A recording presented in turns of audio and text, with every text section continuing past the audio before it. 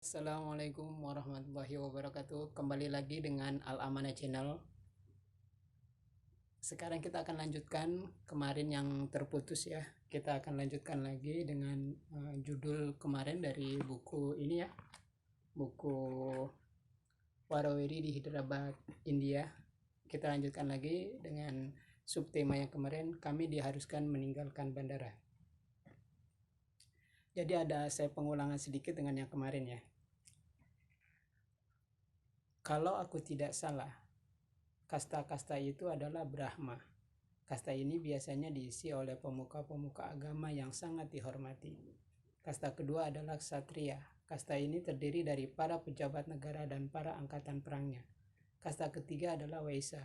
Kasta ini adalah kasta kumpulan orang-orang kaya dan pengusaha. Dan kasta yang terakhir adalah kasta Sudra.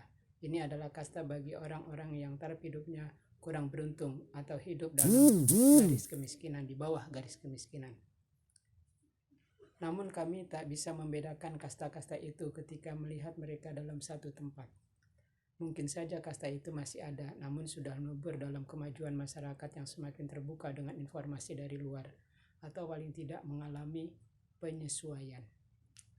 Puas berjalan-jalan di taman bandara, aku mengajak istriku untuk masuk ke dalam ruang kedatangan. Di ruang kedatangan ini banyak terdapat toko-toko. Salah satu toko yang biasa aku singgahi adalah toko buku dan makanan.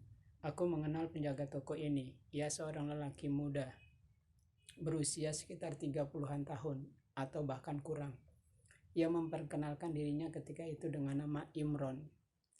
Menurutnya, aku adalah teman pertamanya dari Indonesia. Begitu juga dengan aku. Imran adalah warga negara India pertama yang menjadi temanku.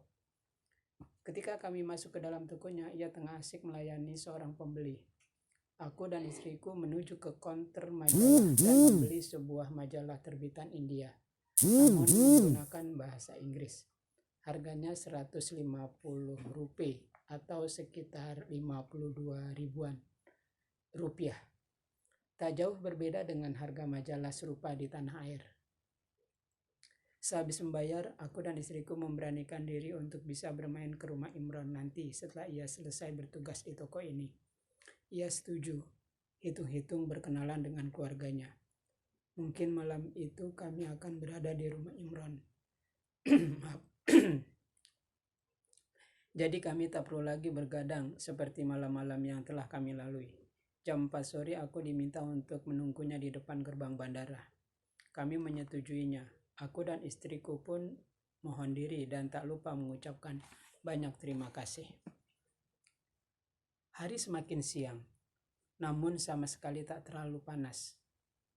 Dan sirkulasi udara di bandara ini sangat bagus. Walau tanpa pendingin, hampir di setiap sudut ruangan dan tempat udaranya terasa sejuk. Ya, kesejukan alami. Aku dan istriku berjalan menuju tempat pemandangan terbuka dari dalam bandara ini.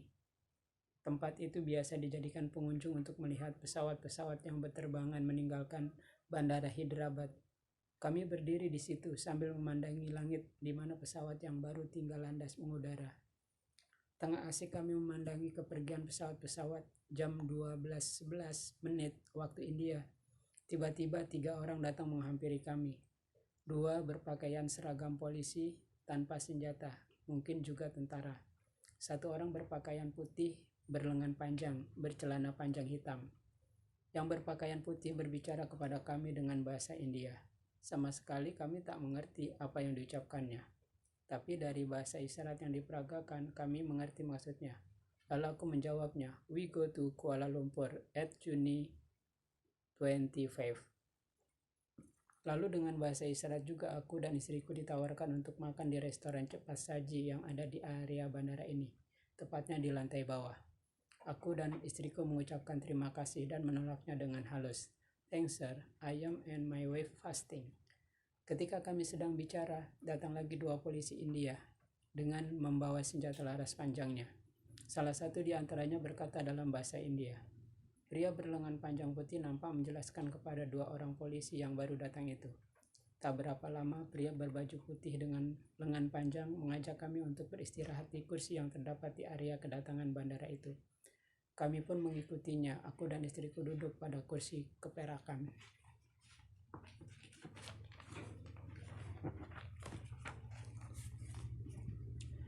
Kami diminta untuk tetap duduk di situ dan jangan kemana-mana. Aku mengangguk saja. Tapi bukankah jam 4 sore nanti aku sudah janji dengan Bapak Imran yang akan membawa kami untuk bermalam di rumahnya? Aku berpikir keras, apa yang harus aku dan istriku lakukan?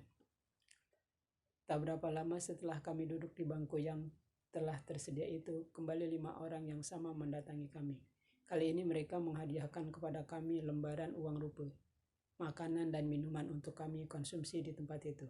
Istriku melakukan sujud syukur bukan karena hadiah yang banyak itu, tapi baru kali ini sikap yang ditunjukkan begitu bersahabat. Aku mengangkat istriku untuk kembali duduk.